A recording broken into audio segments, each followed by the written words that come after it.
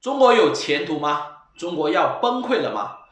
海外很多反华分子都说中国崩溃论说了好几十年，你越说中国就越强大越进步。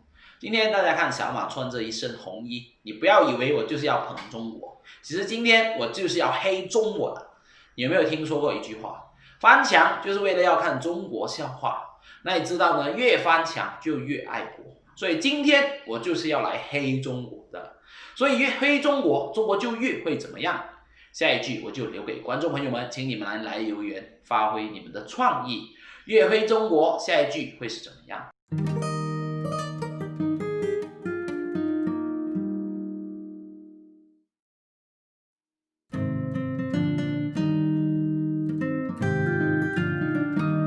？Hello， 大家好，这里是小马识途，不是老马糊涂啊。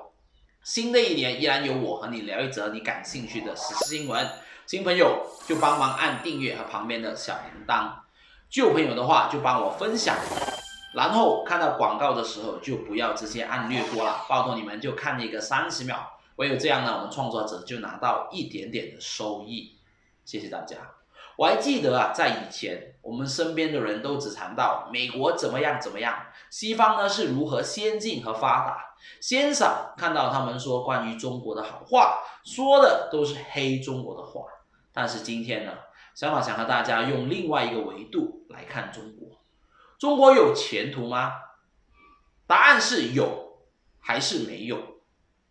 让我们一起来看，是前面的钱还是钱包的钱？大家想要知道吗？就听我细细道来。曾几何时，当我们看到 Made in China 中国制造的时候，我们就会说哈，中国货啊。我一看到他们的产品，我就有一点无语的感觉。但是今天是不是不一样呢？我们生活中所有的用品90%都是来自中国制造。今天的中国已经不是当日的吴下阿蒙，所以我希望中国的朋友们，你们不能够自满，必须要把剩下很多的不足做好做齐，唯有这样才能让全世界尊重中国制造2025，让中国制造成为文明世界的品牌，也是中国立足世界的基本盘。当然，今天我要和你分析的是中国的前途。试想想，如果你作为一个投资者，应不应该投资中国？中国的市场到底可不可行呢？其实你只要仔细想想，你就发现好像真的可行。当然，今天行不行不是小马说的，是我一位精通投资的朋友告诉我的，所以我今天就想和大家分享，供大家参考。他说啊，很多人其实在接触投资过后，就会比较注重海外的市场，而所谓的海外市场呢，就是他们会把目光大多数都放在欧美市场，而鲜少有人注意到更靠近我们的投资市场，这个刚刚苏醒的巨龙，也就是中国。为什么他会提到中国呢？基于以下的3个点。第一，虽然中国现在的人均 GDP 是1万美元左右，还比不上很多发达国家，不过当中的市场活力却是在整个市场上少见的。中国 GDP 的成长率是常年都维持在高个位数的成长率，单单是北上广深啊，就已经形成了巨无霸的城市，而其他中国许多2、3线城市的 GDP 啊，甚至都比一些小型国家来得高。所以我们真的不应该用以前我们对中国的理解来误解现在的中国，甚至我们还以为很多中国的城市还是一些廉价制造业的记忆力。但是你不要感到震撼，现在的中国单是在深圳就已经有了腾讯、阿里巴巴、华为这些世界级别科技公司的总部啊。那天小马还亲身到访了，才能够跟你说这句话。里面的很多科技、很多设备，甚至他们的技术，都会让你看到目瞪口呆，这是其一。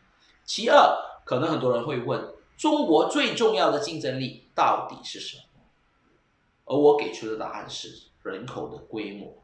14亿的人口。我举个例子，今天一间公司如果是开在马来西亚的话，你们要渗透多少百分比的市场才可以生存呢？1%、2%还是5%？所以即使很幸运能够让你成功生存，那么当你要拓展生意的时候呢，你要打入多少的市场啊？10%、20%还是30%呢？今天我就算给你整个马来西亚的市场，那就只有仅仅3000万的人口啊，里面还包括了婴儿、老人、病人。马来西亚还有不同的种族，用着不同的语文，打入各个市场都需要有不同的市场策略。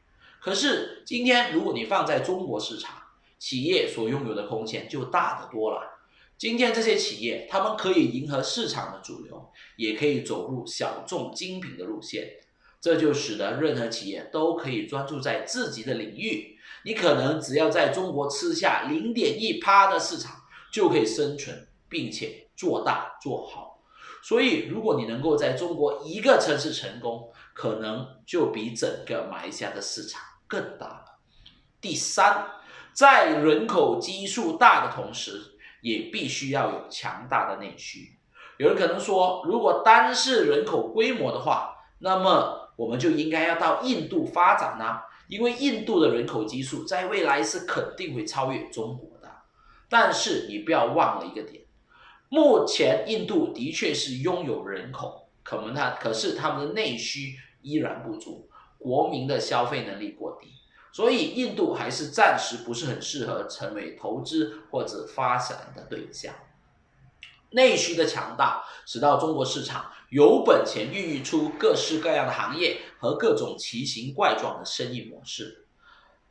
我记得我在看一个周刊的一篇文章里面写到，在去年全球500强的公司里面，中国可是和美国一样，有100多家公司在全球500强的公司里面。大家要知道，以前的美国公司为什么他们会那么强大？其中这个原因是，他们这些超强的企业也是受益于强大的美国内需市场。这些公司在过后才成功立足于世界各地的，无论是 Facebook、Google、Apple、Microsoft 等等公司，都是一样的道理。而刚才我们以上所说的3点，可能都是一般的海外投资者没有想过的。所以今天小马就在想，听了朋友的想法过后，综合了本身对中国的了解，就把这些想法和大家分享，希望能够互相勉励，我们一起互相学习。所以来到今天的总结，我们一起来回答我封面的那道问题：中国有前途吗？答案是肯定的。而更令人震撼的是，它的潜能或许还尚未完全被开发。所以如果今天你作为一个投资者，一个海外华人，或者一个中国人，你又怎么能错过一探中国究竟的机会呢？除非你是想像小马之前一样，你不想去中国的原因是怕你会爱上中国的话，那你就不要去了。所以我本身的想法是，如果你没有到过中国，就请你多去中国走走吧，多和中国的朋友交流。中国在各个方面虽然的确还有很多进步的地方，但是它绝对没有你想象的差，也不是别人口中那个10年、20年的中国。我还记得以前我看周星驰神话电影的时候有一句话：天上一天，凡间1年。而今天在中国，中国速度正以10倍、100倍的速度在行驶。所以我作为一个马来西亚人，我真心希望马中关系能够继续友好，达到一个双赢的局面。因为东南亚6亿人口的市场力量也是不容大家小看的。好，今天要和大家分析的就暂时说到这里了。路遥知马力，日久见人心，我们明天见，拜拜。